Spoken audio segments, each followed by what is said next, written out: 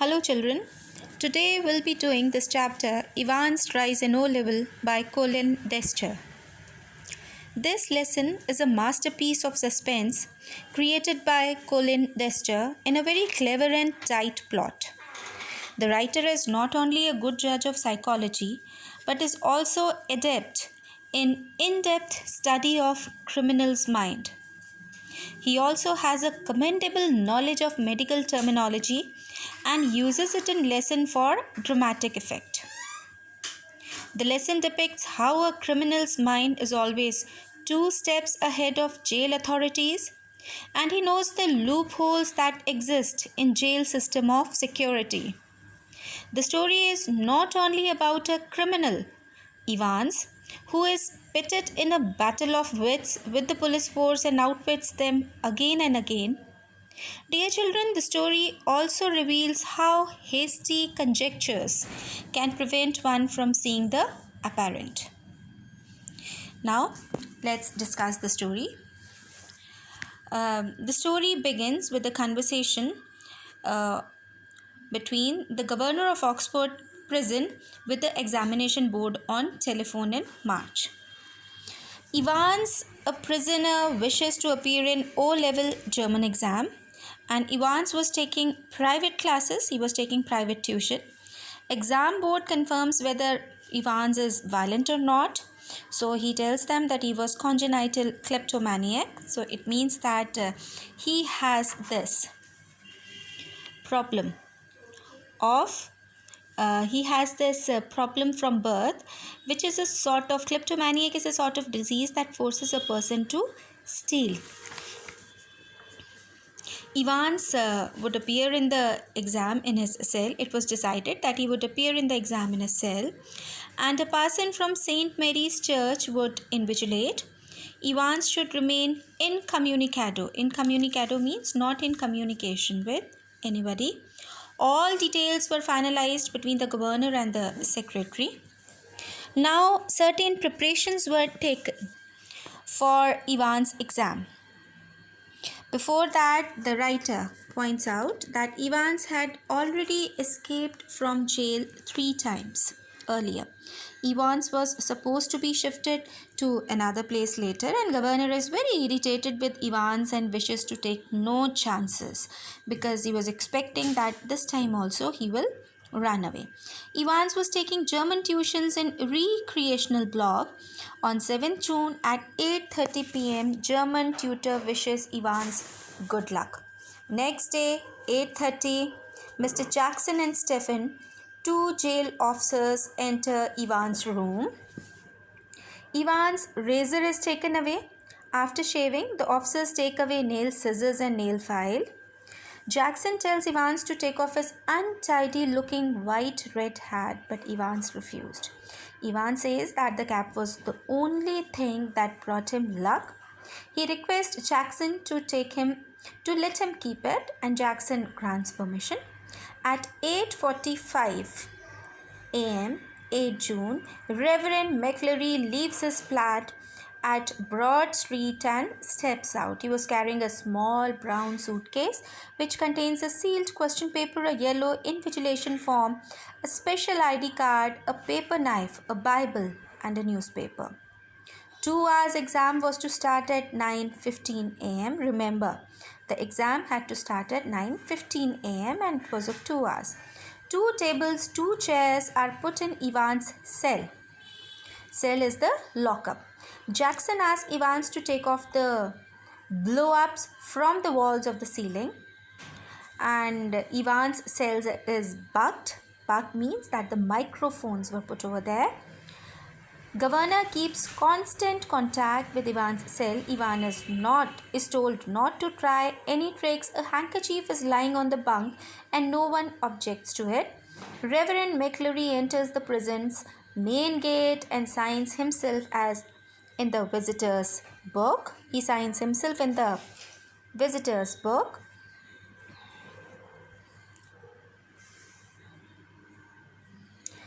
He was escorted to Evans' cell by a prison officer. Jackson and Stephens are on duty in Ivan's cell. Jackson was not in good terms with Evans, and Stephen was the newly recruited officer. McCleary is admitted inside Evans' cell. At 9:10, the governor switches on the receiver. Evans' cell is locked. Prison officers are on alert. Two more locked doors between his cell and the yard are there, and the wall as high as haystack. Governor thinks that Evans may try to overpower the invigilator. McCleary might have brought something with him, and Evans could take him for a hostage. At 9:12, and then he later on contradicts himself that he was simply imagining things. At 9:12 a.m., Governor instructs Jackson to have a physical checkup of McCleary. McCleary is taken out of Evans' cell and checking stats. McCleary's physical examination. McCleary's suitcase is opened and content checked. The semi-inflated rubber ring amazes Jackson, but McCleary explains that he has a medical problem and he needs to sit on it. It is 9:18. The examination is getting late. Exam starts with McCleary giving instructions. Name of the paper is 025, index number is 313, and center number is 271. By 9:20, there is silence. Evans objects to Stephen, who is standing next to him. Governor is hearing all the phone conversations, is hearing all on the phone, instructs Stephens to leave and stand outside the cell. At 9:40, exam board rings governor to say that a correction slip has been left behind. I repeat, 9:40. At 9:40, exam board rings the governor to say that a correction slip has been left behind. Governor allows the correction to be read out and spellings of Goldnine Lowell corrected.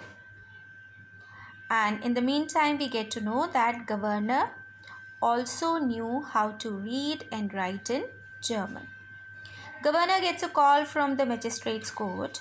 Request is made regarding a prison van and some prison officers. Stephens keep looking out inside Evans' exam room.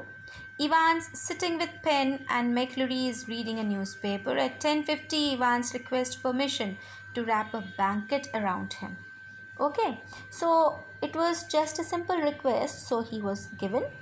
At 10:51, Stephens was surprised to see a grey blanket wrapped around Evans' shoulder. At 10:20, McCleary informs that only 5 minutes are left for the exam to get over.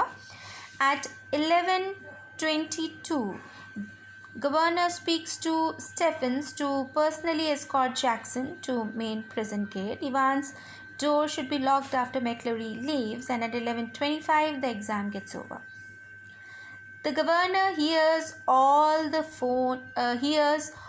over the phone that the exam was concluded peacefully.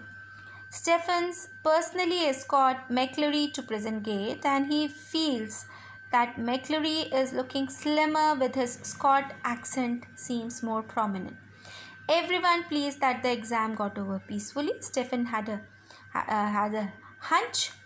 So the thought of having a last look at Evans before getting relief, before going out for a cup of coffee.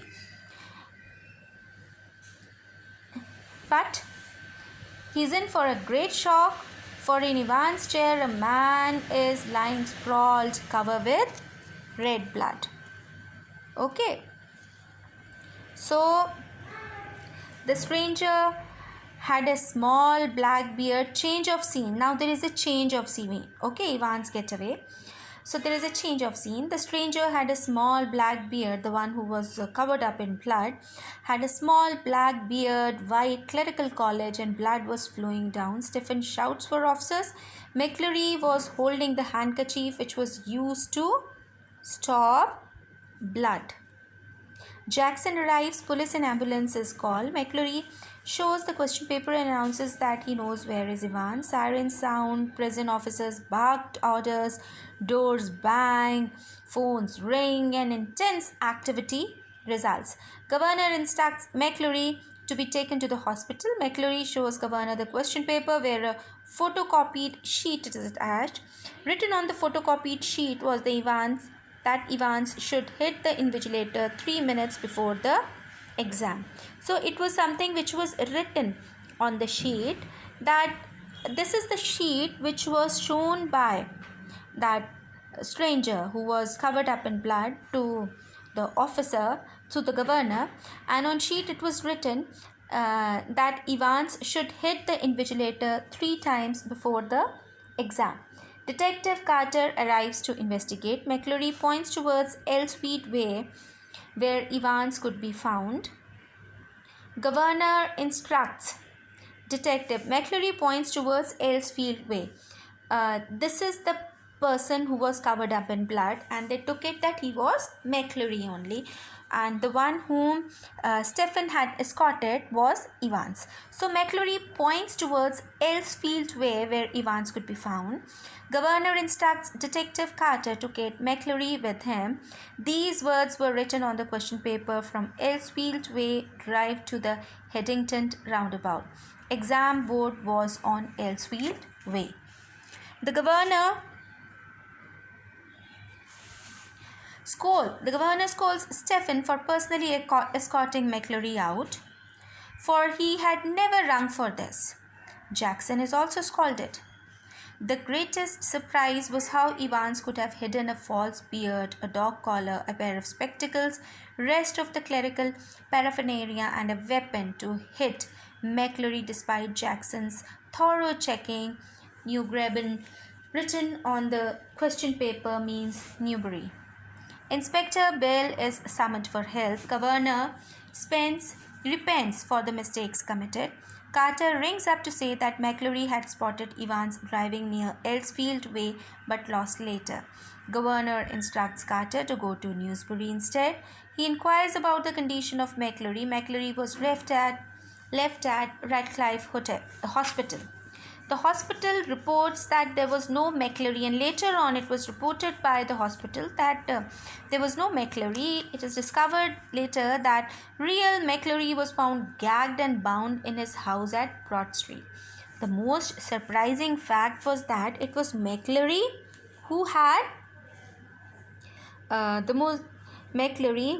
walked out, and it was Evans who had stayed back to impersonate McClure. I repeat, the most surprising fact was that it was McClure who had walked out, and it was Evans who had stayed back to impersonate McClure.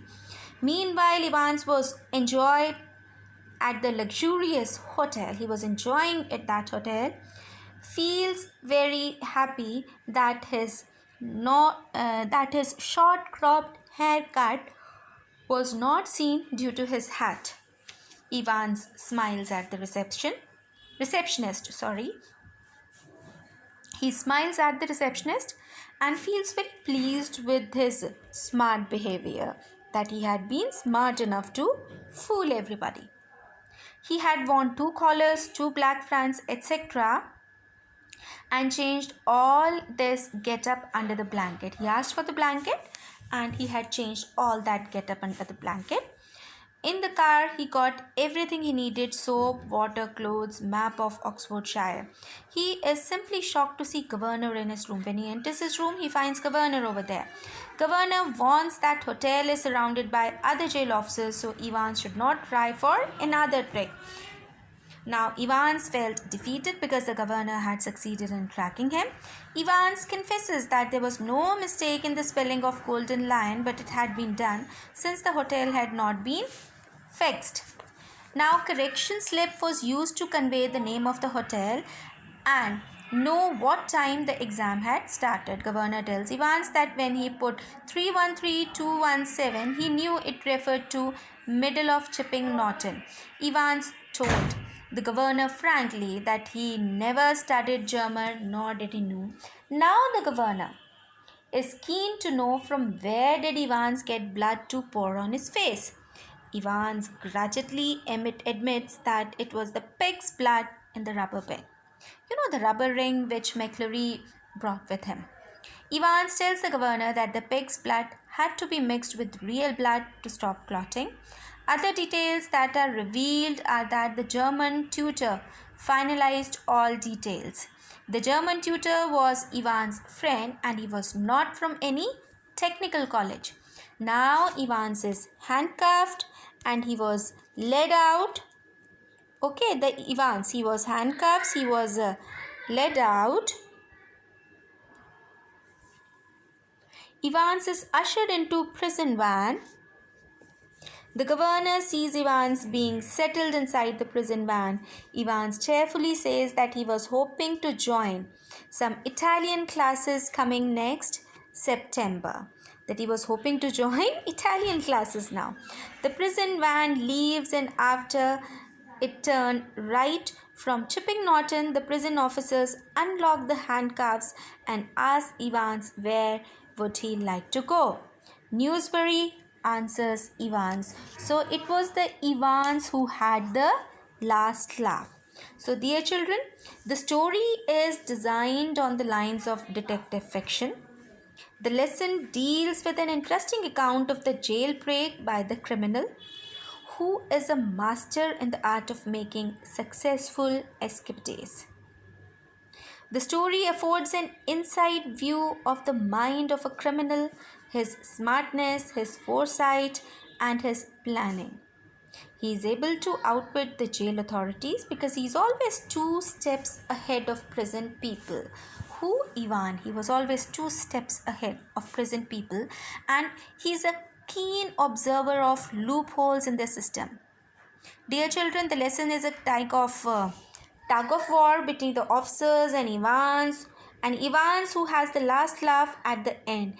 Ivans, with his ready wits and charms, proves that things are not what they seem to be, and one must never jump to hasty conclusions that blur the obvious. Thank you.